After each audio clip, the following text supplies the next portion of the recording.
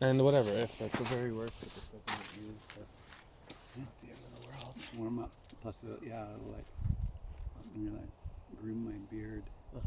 Just now your Make fans sure are that- watching. Yeah. And Put it on selfie mode to check my teeth. do I have a cilantro. huge set right here? Let's see, cilantro teeth, maybe? I probably do. Nope. Well, I came armed to the teeth with. Oh, I must have tossed it. Or would I have to? Oh, I had a little flosser. One of those little flossers. Oh yeah, Rube. Man, the game change saved my life. Oh yeah, there we go. Oh, just like. Oh yeah. Oh. Because like I've had one. We've had like I don't know 3 or 4, and they've lasted for like almost a year. I know I'm embarrassed how many times I use the same one in my car. Whereas like, I would never floss that many times in a day. Whereas one of those is like right by the You're just like, kitchen oh, table, yeah. so it's like. I know, right? And for whatever reason. For the whole family. I love it. Totally. You guys are like one merged into one crazy being. Yeah. Over the divide. Abmas. Shane Binney. Oh. But yeah, the whole notion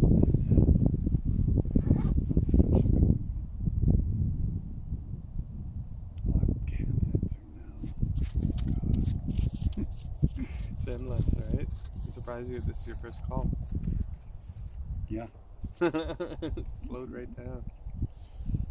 So what do you think about this this idea of creating this little series of videos? Like, what is sparking, motivating that? Is it important to you? And why? It is.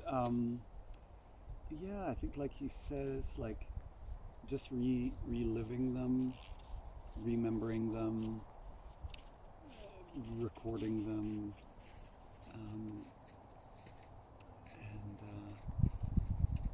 yeah, it just feels like an important thing to do, or like an interesting thing to do, something that I've wanted to do for a long time. I mean, Henrik and I have talked about, it's like, oh, we could write a book, but then the irony is they're all oral teachings, so none of them are really translated. Kind of, I don't think it would be desecration, but it sort of just is not the tradition.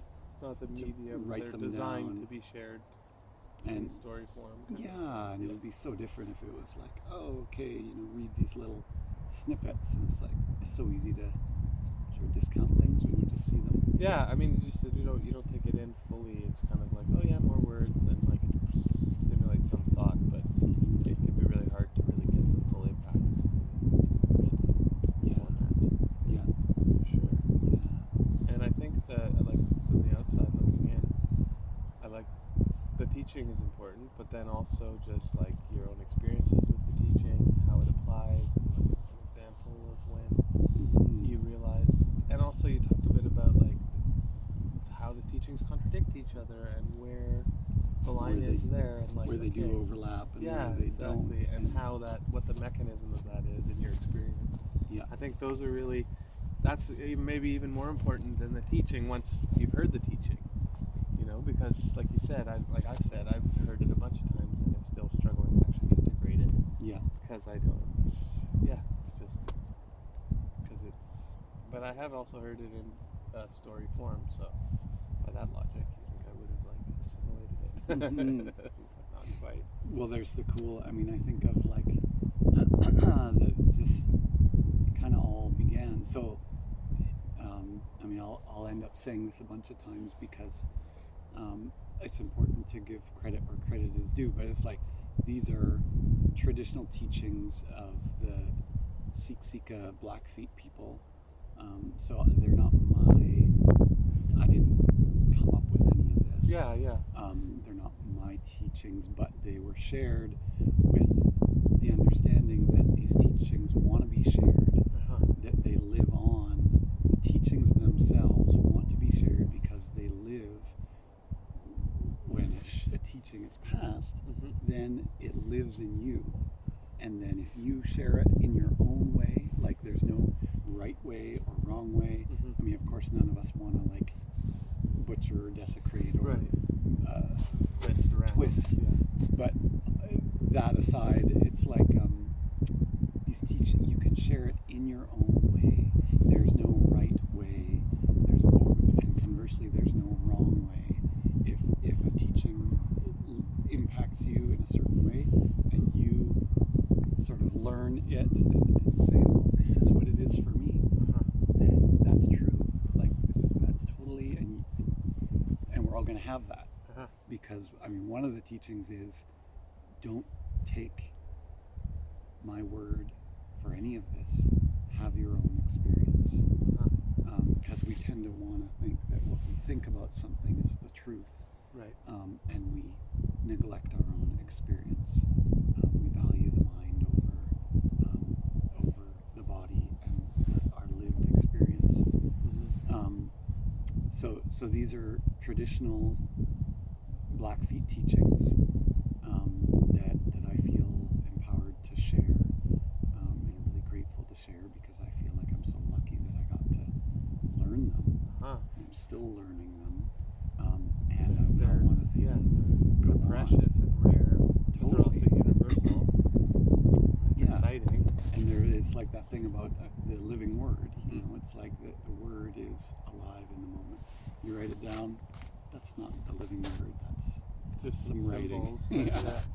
But when we speak it, you know, like I don't want to get too, I'm not like a super biblical person, but you know, like Jesus said, where two or more are gathered in my name, there I am. And so I think of that, like when people are talking and doing it in the name of the Spirit, suddenly Spirit's there, whereas before it wasn't, kind of thing, or it wasn't present in that way.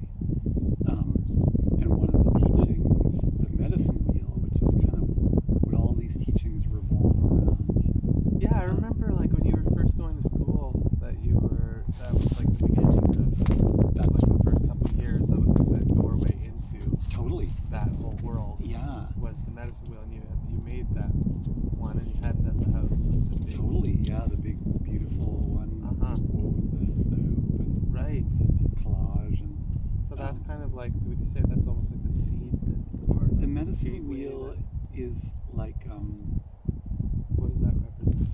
it's like the anchor, it's like the structure, it's a thing, it's something that you can come to see in your mind's eye, or you can draw it on the ground, or make it in the sand, or you know, or draw a picture or whatever.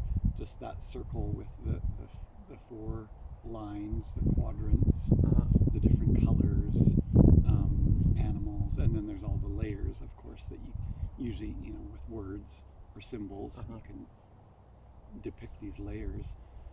But it's like stuff can be really abstract, but if you have something like thoughts and words are really abstract until you have something to relate them to tangibly or physically.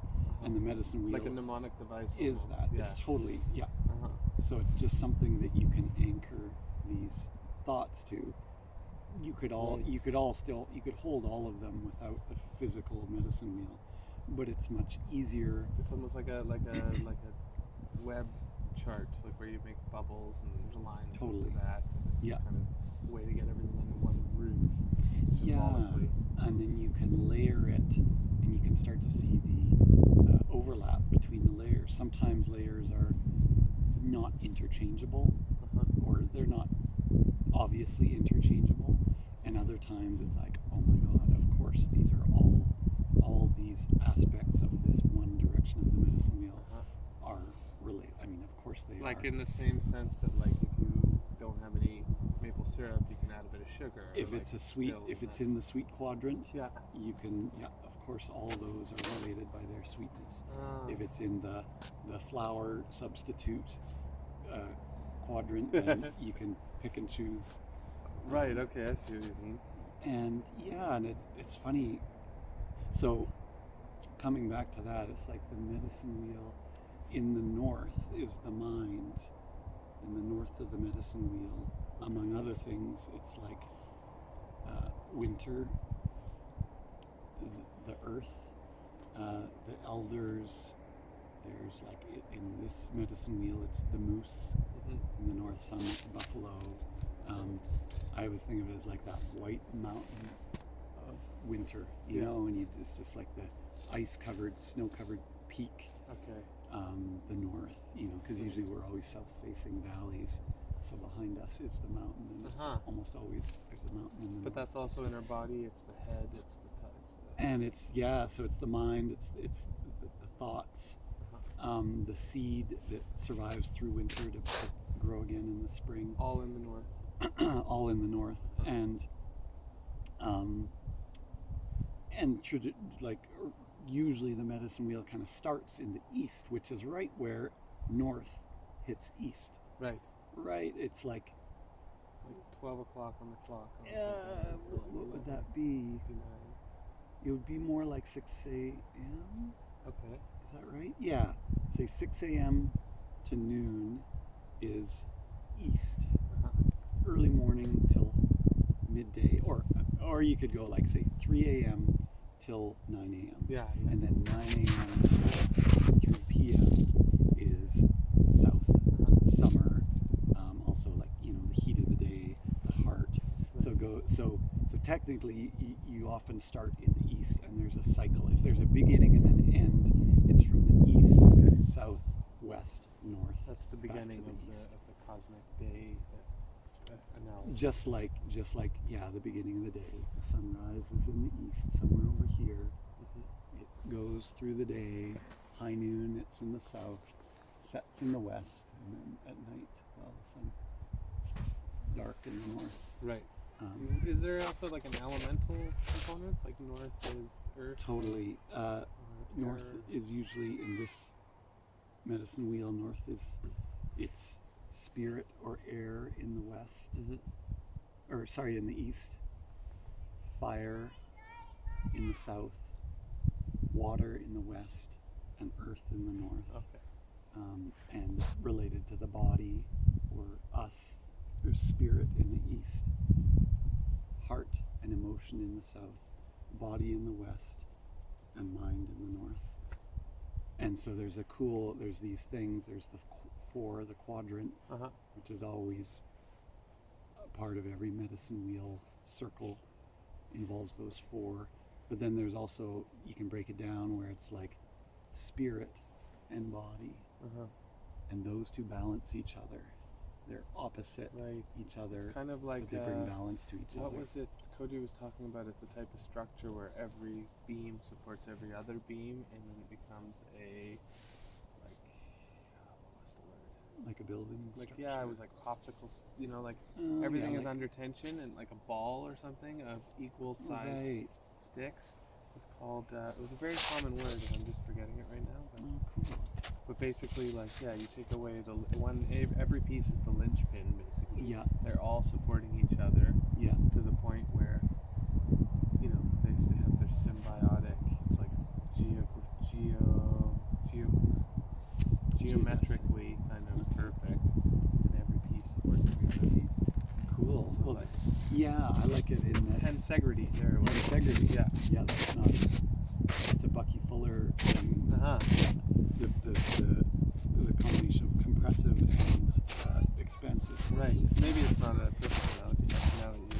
Well, I like it because of course in our world a lot of things are polarized. We deal with black and white, up or down, yes or no. Right. And there's value in polarity. Like it's not like polarity is bad.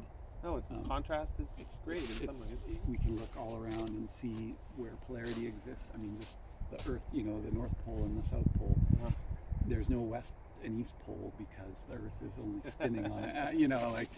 Okay, no, this polarity is great. More complicated. It explains a lot of things. Or like above the water, below the water. We're not sort of in the water. Yeah, let's not. But so then the medicine wheel. So for me, it was like I grew up thinking in terms of polarity, and for me balance was about like a pendulum. It was like, okay, there's this point of ideal balance where I want to be, and oftentimes it's like, oh shoot, I was just there, but now I'm swinging that way. Okay, so go back the other way, and then I overshot, and so it felt like this elusive balance, which was sort of a polarized version of balance, Mm-hmm. because it involved this pendulum swing. Right. And then when I was introduced to the medicine wheel, I started to see balance as a cyclical, circular happening. Spiraling upwards, or where, yeah, it's like balance. What is balance? It's like, well, every day is balance, because there's the morning. Too much morning wouldn't be good. But then there's midday. Too much midday wouldn't be good. But there's just enough. Evening. Too much evening, like, and night. Any one of those out of balance with the others just wouldn't be balanced. It wouldn't make sense. Or state of mind, or it wouldn't be sustainable. Yeah. And just like so the medicine wheel kind of reflects that in a way. Like the whole thing, like, one of the primary premises of the medicine wheel is about finding balance. It's like a compass. It's a tool that we can use to find balance, to locate ourselves in relation to these elements that we find ourselves made up of or dealing with, internally, externally. Just like a compass, you're in the middle, and there's the four directions, and you can find yourself anywhere in the world just with that compass. I somehow failed to make that connection of that between a compass and a medicine wheel. Totally. Totally, that was the first thing. I was like, well, okay, north, south, east, west. Never eat soggy wieners. Like, okay, start with that. Oh, I love soggy wieners. They're so good, though. And but so then this notion of balance, it's like, rather than, like, sometimes it's about the polarity. If, like, one teaching says, like, if you're too in your heart, you're too in your emotional body, that's not balanced. Right. Too much fire, too much, like, passion. It's just kind of messy. It's like a meal where you just add too much salt or too much of one element. It's just not balanced. It's not a meal. It's like a ingredient, but not something that you would just want to consume wholly. So the balance to the south, you go across the medicine wheel to the north, where there's the mind and the cool, more rational, more removed, seeing the bigger picture, thinking, not feeling, not getting carried away. Just so too much heart, take it to the mind. Yeah. Too much mind, because our culture is so about the mind. Right. Yeah. If you're too in your head and everything is just an idea, or too logical, or too removed, too clinical, go to the south to bring balance. So your goal is the center of the wheel too. Like, ideally, you want to be able to inhabit. In a way, like, when I say you stay in your seat, that's the seat that he's talking about, in a sense. Totally. It's the actual. Okay. No. Yeah, and there's no. It's happening. There's no. I think on purpose, there's no point. There is no central point to the medicine wheel. I mean, there is, but there's sort of a space. The middle of the medicine wheel and the outside of the medicine wheel are space for the mystery. So we might want to, like, for a while, it's like, okay, what's the middle of the medicine wheel? Like, what's that cross? Like, it's a bullseye. Like, that's got to be the spot, right? Why don't I just go right there and, like, screw the whole going around in circles? And my teacher explained to me, it's like, what's in the middle? It's space. There's space all around the medicine wheel. Everything outside is space, and that is a place for mystery. Like it's a container for the cosmic game, or the playroom. And just like we have there's everything we know about ourselves, everything we can know about ourselves, and but inside, if we go in, is just the mystery. There's the void. We can never name what's really. We're never really gonna know the truth. Like, totally. Just like if we go far enough out into outer space, it's like, sure, we can use telescopes and whatnot, but ultimately, it's space and it's a mystery, and it's just the vastness of it. can leave us in awe, and we don't have to understand it all. So it's a So- kind of a caution to not get too obsessed on where you are within the wheel. Don't get too literal. Don't grip it too tightly. There's that teaching that says, in everything, not too loose and not too tight. With any of this, if we grip things too tightly, you kind of squeeze the mystery out of them, the spontaneity out of them, and too loose, and things just slop all over the place, and there's no real. We need some structure there. We need something, a container, but we don't want to try and put everything in a box. Right? I know. I'm so surprised at how often the answer to every question is like, find a balance. Well, not too much, but not too little. It's like, and it can seem so many questions are answered by that. Yeah, and it's vexing because, of course, we want like to have a the setting, balance. so we can put it on the setting, and then we're dot, good. Right? It's not a move, but it's a moving target, right? Totally. It's not like a. Well, and that's the beauty of, say, the medicine wheel as a cyclical thing. It's like, that whole thing of, they talk about, say, like the Earth revolving around the moon, or the Earth revolving around moon revolving around the Earth, or the moon, Earth around the sun. Yeah. That it's a cyclical orbit, but because we're moving through space and time, it's actually a spiral. Like that whole thing the about helical the spiral. model, rather as opposed to the static circle.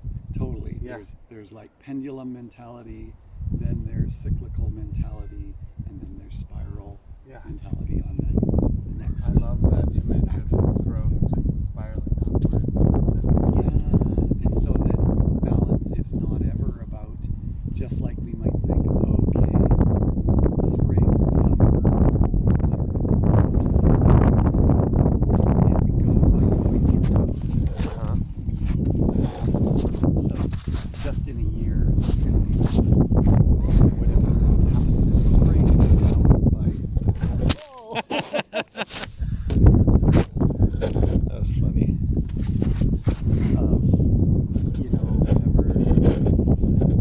I just love it how, winter comes to an end and it's all crunchy and things dead and done, and then finally spring comes.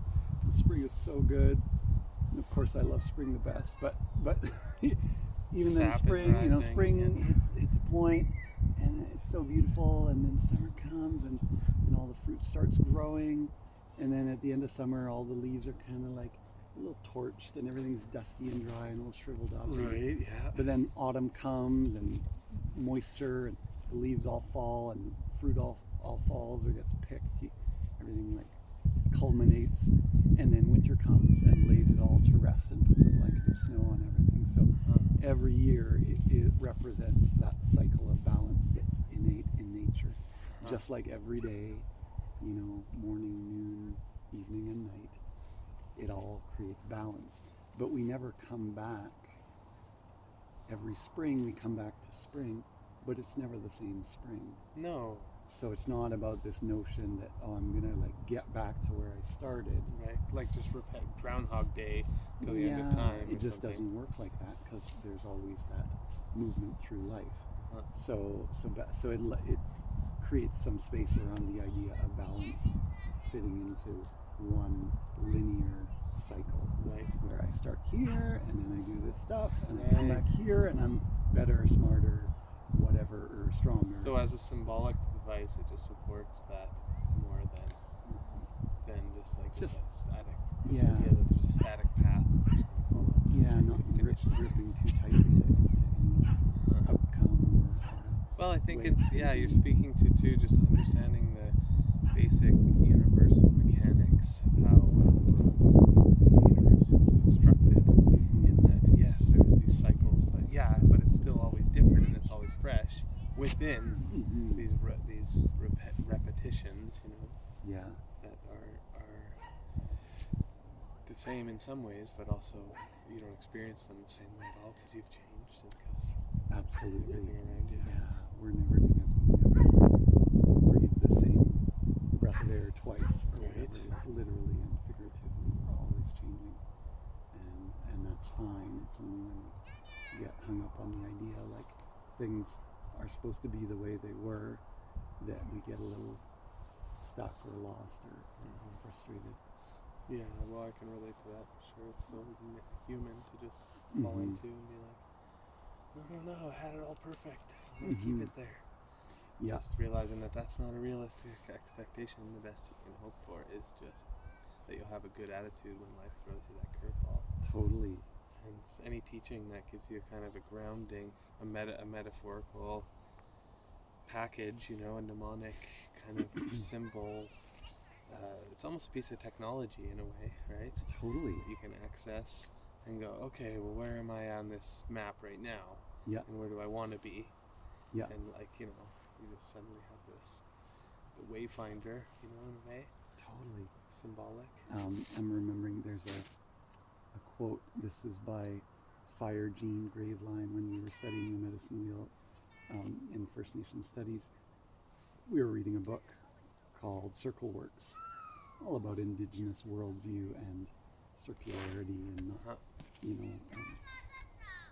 dualistic, but holistic worldview. And her definition of a medicine wheel is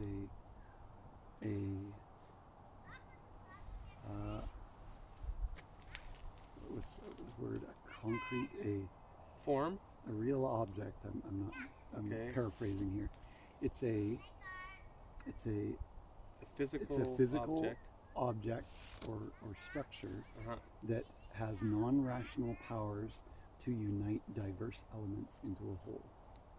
So it's a thing that you can draw on the ground, in the sand, on paper, that has non-rational powers. So it kind of goes beyond what we can explain about, if I do this, you assign like it this. powers, like a board game, or something. And it's beyond beyond our understanding. Why does a medicine wheel do what it does? We don't know. We can't ever really get that, but we don't need to, because it unites these diverse elements into a whole. And so it's beauty. And it's very inclusive. There's room for the shadow in there. There's room for everything you can experience inside the medicine wheel. It's not like, no, only certain feelings get to come in here. It's not prescriptive. It's not saying that the medicine wheel facets or layers that are the only ones. Everyone is invited through their own experience to put their own layers on it. It's like, for me, it's like, oh my God, when I think of the South, I always think of the ocean because I went to Mexico or whatever. The North for me will always be. It doesn't matter where it's whatever symbolizes that energy for you. If that's real for you, as long as you're recognizing that you're trying to create balance. So you're not going to put Tahiti in the south, west, north, and east. Because that's that wouldn't not be balanced, right? Okay. But if you're putting the water over there, if you're putting your heart in the east, there's no one's ever going to get mad at you. And be like, no, you're not medicine circling right. As long as you know that what you're doing is not the traditional medicine wheel. Right. That's your medicine wheel. But oh my God, if that's your medicine wheel. But it creates a way to get it all down into a construct where you can start to move pieces around and have a conversation between these different elements and see their relationship.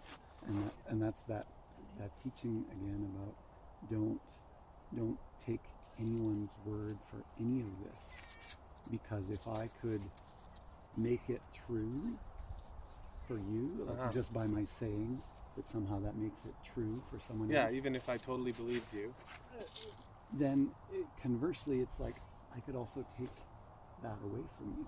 Right. And that's not a very empowering thing. I see what you're saying, what you did there, all these teachings, it's like the whole direction, and why traditional, I've never heard any of my mentors, or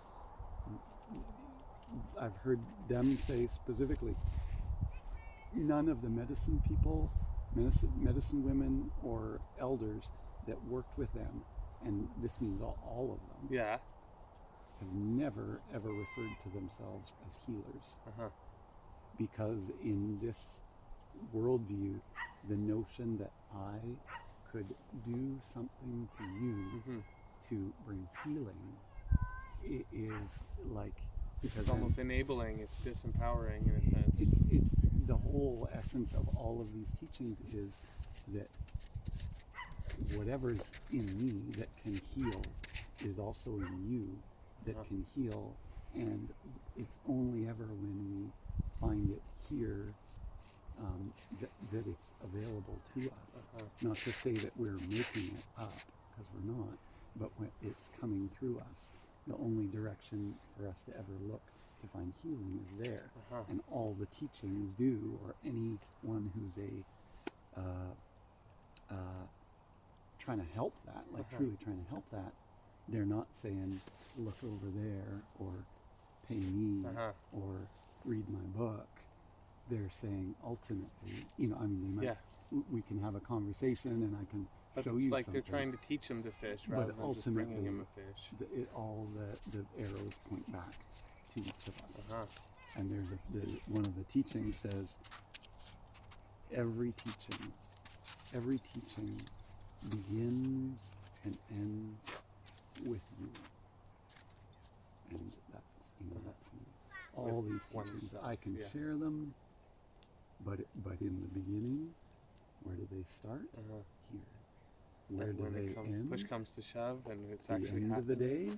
Where do I need to bring them home? Here.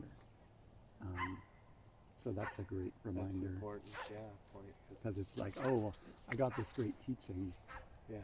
Otherwise, it's all just mental masturbation, basically, totally, right? Or like, power tripping. Like, I know what. I figured it out. If you just listened, I could help you. Yeah. It's like, oh, well. Oh, that's an important piece. Okay, I think I see it. Whose teaching is this? It's mine.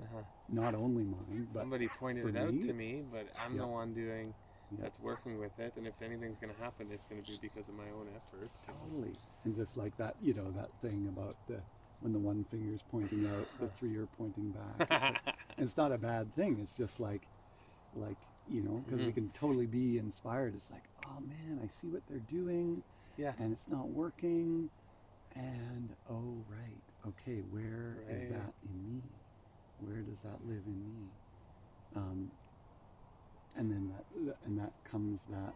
So I'll just sort of come full circle to the no medicine wheel thing. But is that in the north is the mind and the thoughts that come from the mind, and no quadrant of the medicine wheel is better or more important than any of the other, and that's just part of the teaching. They're all important, and they all need due attention, and together that's where balance happens. But if we just think something, knowing something, knowledge in the north, to just know something in and of itself means nothing.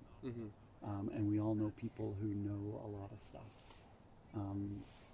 but that's it. They're know-it-alls, or just learning something, getting the information. Oh well, I know. Now I know.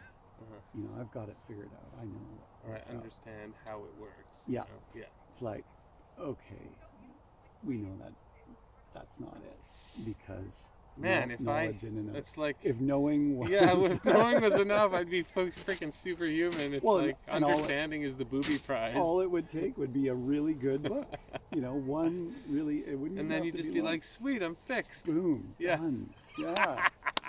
Good one. So we know that knowing isn't enough, and so knowledge in the north moves in the east is practices. And practices are all about the doing. You're actually integrate that knowledge into an experience. Now it's experiential knowledge. Totally. Ideally, our practices, because we can have practices that aren't based on knowledge. Totally. And we just do stuff. right? Video games. I just I know, have a like, really strong if video game if I practice, jump I'm really around, I know dedicated this is going to be good exercise. You know, Right, like right. a lot of practice, not a lot of knowledge. Um, Right. that's Yeah, fine. But ideally, like the traditional view of wisdom is that you can know just a little. You know, you could say, oh, here's this person, this elder, who's illiterate, and they don't have a degree. They can't write. They can't read. Like, what do they know? You know, so maybe like, oh, maybe they don't have that much knowledge or information. They're not plugged in. And this other person has PhDs and has read millions of books, and they're just like so knowledgeable. So this person looks like they're winning. But in the traditional, the teaching sense of this, if that person with a little knowledge has practices that reflect, so everything they know, they're practicing through the practices. They're doing through the practices. Yeah. They know that it's good to get exercise, and every day they get some exercise. They know that they need to, be kind to themselves, and every day they find ways to do that. That person is like high wisdom because They've practices integrated. reflect their knowledge. Yeah. And vice versa.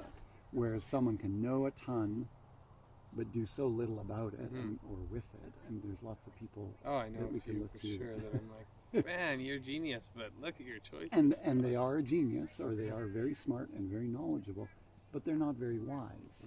They're just more of a know-it-all. And someone who just is a busybody and is just doing, but not really reflecting on what they're doing or why, well, then they're just a busybody. Right. And that's, there's nothing wrong with that, except, it's just well, maybe it's not very wise. Yeah. So there's that balance. So knowledge, practice, and in this is a layer of the medicine wheel that relates to how we are in the world. It's like a medicine wheel of service, and I love it, and I don't totally. The one you're talking about and laying out, you mean right now? I'm just So knowledge in the north. The mind is always in the north in this medicine wheel. The spirit is always in the east in this medicine wheel, but it's practices. Why are practices in the east? I don't know, but it doesn't matter. Well, they got to be somewhere here. You got to, piece of technology that just roll with it. Yeah. So then in the south, it's like, okay, I know something, and I do things that reflect my knowledge, and by doing those things, whatever they are, practices, every day, whatever it is that gets us engaged way to in the exercise world. our knowledge, Yep. to demonstrate our wisdom. Absolutely, it's skillfully. the physical carrying out of what we're carrying around. What can come from that knowledge, practice, is compassion for ourselves and for other people, because we do something and we have an experience. It's like, oh wow, when I do that practice, say, I know you meditate. When I meditate, I can see how crazy my mind is. Yeah, right. And I can see how breathing and sitting and just letting it wash over me. Yeah. How that Just the brings- realization that I have a refuge always there that I can go to. It's always there. The benefit of that, it's like, and the compassion for your own suffering. It's like, wow, it is really hard, and And this then, makes it easier. And thank goodness. And holy cow, if it's hard for me, how about other people? Right. I know. I frequently have that experience where I'm like, whoa, man, this is high level, and I've been working really hard at it, and I feel like I'm at such a low level for. How are other people going to get it too? Totally. But then trusting that everyone has their own. It's what level. It's what we're all going through, and so that and practices that involve other people. It's like, I know it feels good to say be social or just do something pleasant with another person, but knowing Go out that for a meal or totally going for a walk, having some food, talking, any of those things. So here we are, and it's like, oh wow, we're practicing hanging out, talking, sharing some teachings. Totally, because we know, even if we didn't necessarily feel like leaving the house, I was like, no, I know this is going to be good. I'm practicing. I know I've the knowledge. Now I'm going to go practice that. Yeah. And then we come away from it with like, oh, it was good. I feel that benefit. Totally. The fruit. You get. And that's the east or the west? Sorry, south. Sorry, the south is the fruit almost. Like the compassion. It's like, oh, I'm touched. The result. By I knew, I did, and now I'm I feel. Yeah. It's like, oh, he's way better than the idea of hanging out or whatever. You know what I mean? It's or like, whatever I had prioritized, over that, and then decided, no, I got to do my duty or whatever instead of hanging out. Totally. Or for me, like the imbalance of lying on the couch for like weeks at a time. Like it's not good. It's not balanced. No, fair enough. Sooner or later, I need to like get up and move and see beautiful outside and. Well, I think the weather cooperated last minute for us. I'm really happy about that. So what then on the last position? So then knowledge, practice. Knowledge leads to practice. Practice leads to compassion. When we're touched by the experience of what we do. And then compassion can lead in the West to being of true service, because oftentimes we sort of want to go from knowledge to sort of fixing other people.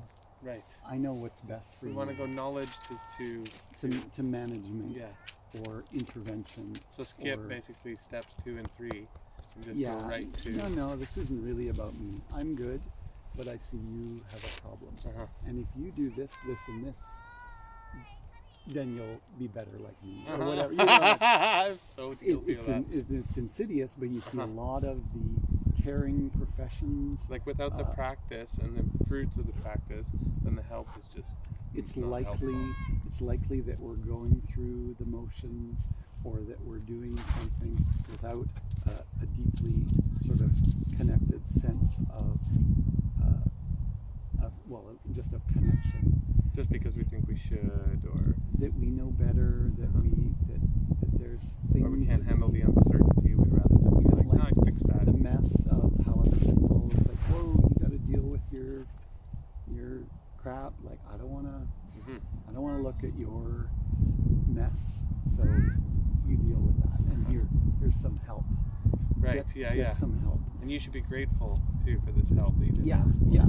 Well, and if you don't listen, well, then I get to say I told you so. And wipe my hands and so that's a prevalent.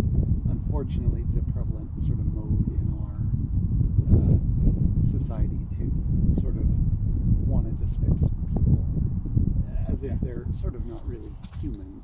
Like mechanistic model. Yeah. Just like, oh, where are you broken? Okay, we'll fix that, and then just moving on. And it creates and it implies a separation. Like, I'm over here, and whatever is going on for me doesn't really matter to you, and whatever's going on for you doesn't really affect me. I was thinking about that today. Like, how just because people around me are going through it, and I've got my own trip, and I don't share some of their concerns. Like, they have concerns that I'm not worried about what they're worried about.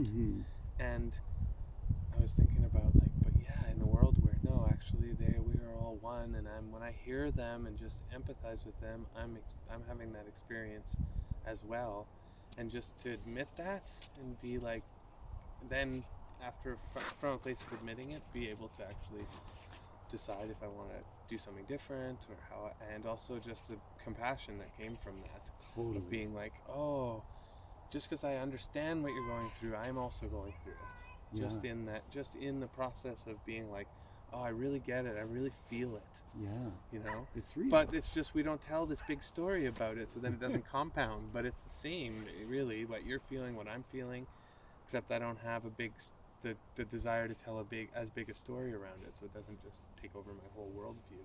Right. But it's like, yeah, we're both feeling it while we're having that conversation in this moment, in the now. Yeah. For me to be totally open and hear what that person's going through, I have to go on that journey with them. You're there with them. Yeah, totally. Yeah. And it's not something that, there's a totally a different teaching about, like, the soldier warrior teaching, and it's like the for the soldier, it's like it's a path of separation. It's like, that ain't mine. I'm not. I don't like that. I don't identify with that. Stay over there. I'm over here. This is my stuff. That's your stuff. Yeah. And it creates separation. And for the path of the warrior is about, how am I like them? So there's a practice called I am that too, which is all about creating similarity. How am I like that? Where's that little place in me, even if it's not big, where's the little part of me that can say, I am that too? No matter how weird or ugly or foreign or that I've been a couple of years where that's automatically happening in my mind when anytime I experience or see something, I'm like, that's what I look like when I do that.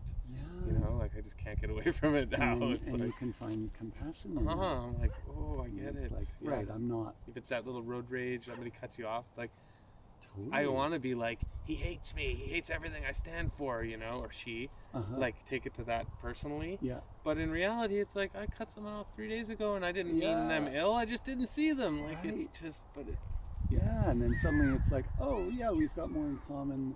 It breaks the spell of separation. Yeah, the dehumanization of just like, no, you're unlike me, you're the enemy, and I'm the... Yeah, and it replaces certainty with curiosity. Yes, like, yes. Curiosity is so important. How did they get like that? What's going on for them? I know for me, when that happened to me, it was because of all these things. I wonder if it's like that for them. We still don't know until we inquire or whatever, but at least there's curiosity, which is going to help us to know. Well, there's an opening now. There's room for an actual... Instead of like, I know why you're such an asshole. But it's also unsettling not knowing, and there's a reason that we latch on to stuff and then go, my truth, nailed it, in a box, Yeah. There is a certain degree, it's a brave act to be like, to admit that you don't know and to actually surrender to, okay, I'm doing my best, and it might not work.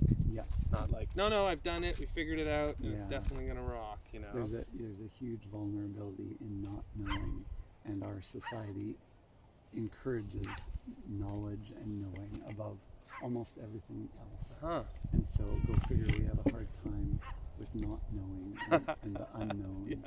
Right. But then it's like, good, okay, well, that's our practice, is we get to get more comfortable with not knowing. Awesome. Well, that was a great little first so medicine wheel. So did we nail? So here, I'll just bring it right around. Because in the West is that service. So being of true service is informed by knowledge, informed by our practices, moved through compassion to really be of true service, like in response. Not like the poison gift, like here's something and now you owe me, and or prescription, or just like take this, deal with it, further separation.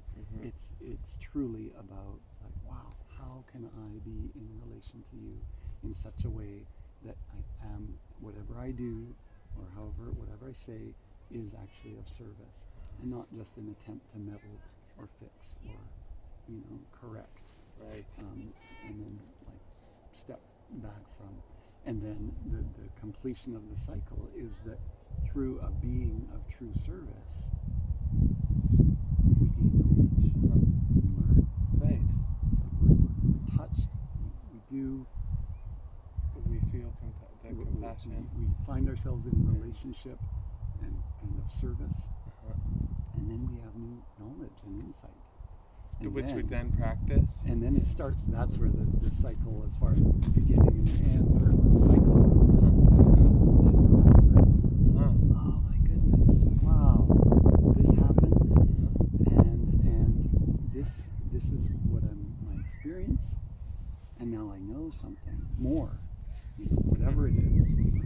but I've integrated this teaching and I've had an experience like you could have in a macrocosm. It could all happen in one conversation. Totally way. Somebody gives you a piece of information, then you kind of take it in and you play with it a bit. You run it through your filters, and you hone it down to what you think is important, and then from that you respond in a compassionate way. You say something, or do something, or you feel that compassion, and then in the West, the final, you actually take action and say, "Hey, whoa! It looks like that's been really hard for you, and I just want you to know that I'm here in this way, and you care." And it's like service. Service is like the connection of compassion to another. Feel compassion. But service is, how does that manifest in 3D reality? Relationship? Yeah. Totally. And then back to knowledge, and around it can go. So it's I love that cycle, because you can really see, other than spring, summer, fall, winter, or these very obvious ones that relate to natural cycles, it's a human cycle that you can, like, we all go through it on on different levels. Like, sometimes it's a slow loop and sometimes it's a really fast loop, but we're always on that journey. Totally. So knowing is one thing, but doing is something else. And all these teachings, or this worldview, experience is always valued. There's a teaching, and it says, be very cautious of your thoughts. Or another way is like, don't trust your thoughts.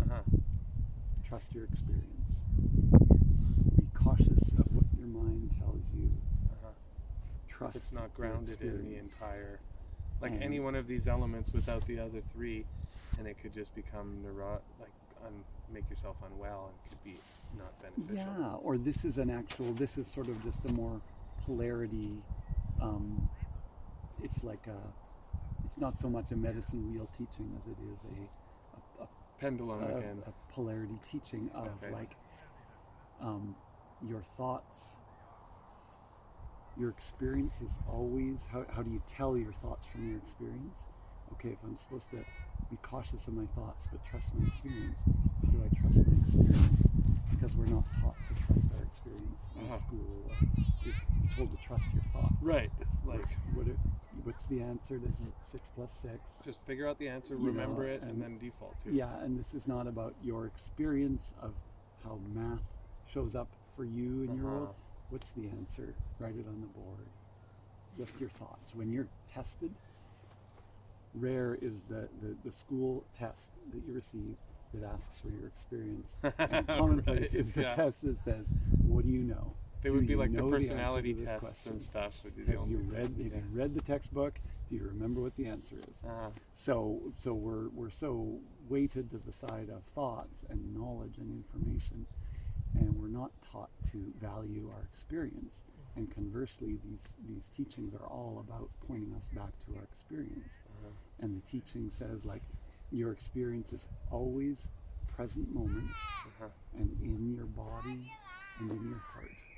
So if you're looking for a direction to find your experience, it's always present moment, here and now, down and in, body in and down, all down and in. This is my experience. Whatever's going on right now, my thoughts can only ever label my experience.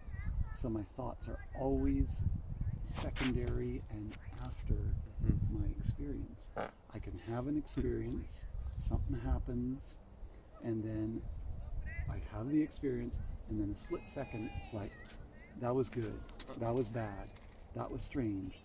What did that mean? What's going on? So experience is primary, thought is secondary. It only ever labels what has already happened as an experience. And this isn't an easy teaching, but it's phenomenal as far as for me. Just the causality, like what comes first, the chicken or the egg? Because I'm so used to being in my head, and my thoughts feel like all of my reality. And then it's like, hold on, what's my experience? Here and now. And it's like, oh, right, because often my mind is saying like something's wrong. Uh-huh. This is bad. Something's wrong. I do not like this. Uh-huh. What's my experience? I'm okay here. Uh-huh. This isn't threatening my life. This isn't, I'm not in peril here. You're actually physically safe. Like Yeah, there's things happening here, but there's no danger here. So then it's like, okay, that's my experience. And then my thoughts have all this stuff to say about it. But when I compare my thoughts and my experience, they're worlds vastly apart. different. Yeah, right. And if I trust my thoughts and follow where they lead me, where they take me is not a necessarily a good place. No, or is It's it usually usually the or worst. true?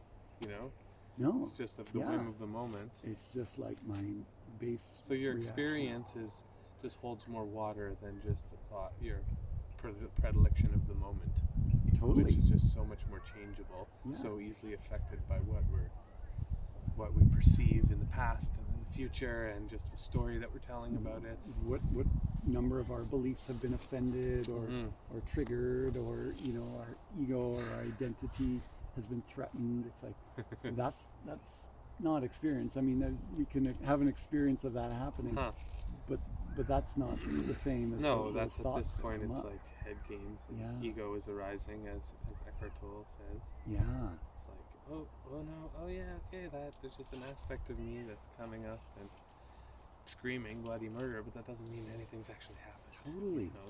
And you can objectify your thoughts by seeing them as part of your experience. But Right. but it's hard. The mind does not want to include experience as it relates to thoughts.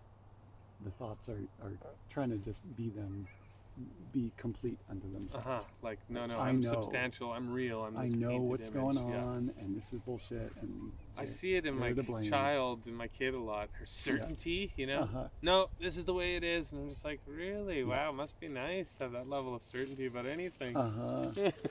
Yeah. Okay, right.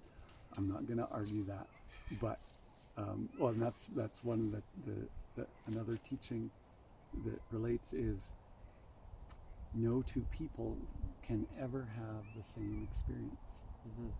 So we can both watch when the sun goes down or a bird flies by. We can both see it, and for me, it's like, oh, that was amazing. Did you see that osprey?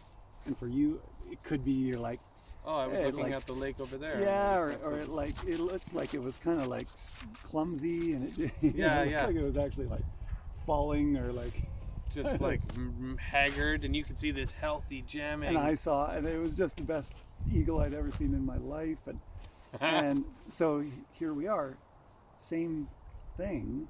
Or a dish of food, like where it's like, oh, I just love this. Yeah, and I'm like, oh, I hate peanuts. These taste stale. And you're like, this is the best pad thai of my life. Yeah. Right.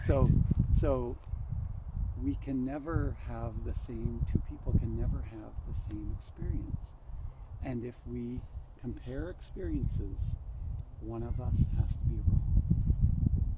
Because it's like either you're right or I'm right. It's either me or it's you, and who wants to argue the most? It was a good meal, or it was a bad meal. Yeah, the service was amazing. It was a great movie. It was the worst movie I've ever seen. If we want to compare experiences, one of us it's has a to zero-sum game. Somebody's got to be a winner, and somebody's got to be a loser. Yeah, and it doesn't matter. So this is transcending that somewhat and stepping outside of it. It's saying that your experience is what's the word? In a way inviolable. Like no one else has to believe your experience for your experience to be real. You don't have to prove it. You don't have to demonstrate it. None of it. If it's real for you, that's your experience. And that whereas thoughts, it's like, I've got to convince you. I've got to. Do you understand? You don't understand me. Right. You're whatever. Like we're trying to. Yeah. It's like you're trying to. There's a bit of a battle of wills there. You know what? that just felt really good. Whatever it was, wow, that's my experience. I don't need you to understand that. Why? You don't have to figure out why it made you feel Totally. really good. Or, You know, I might want to talk about it, but it's like, right, I can just have that. And so it changes, for me, it changes it from sorry. I just couldn't hold back. Now that's going to be in the video. Asshole. Literally. And we all get to have our own experience. Yeah, you know, like that was... Whoever, you know, they have their So own barking spiders, they're like, there's something wrong with this chair, it's broken, creaky. What a beautiful teaching. My butthole wanted to chime in and just put in some good words. And it's like, I can think about all those farts I've had, but it's not the same as No, your exactly. experience. That was a unique, 100% unique fart. The way that my butthole just twitched to the left and right. Never have another one just like that. But yes, I love that. Like, don't just cautious of your thoughts. Find and trust your experience in the present moment, in the body, and don't worry about trying to have the same experience as anyone. Comparison, You're never just, going yeah, to. it's not useful to some degree, Yeah, there's no real, if at all. there's no real benefit in it. Woo! Really? How did we do? An hour?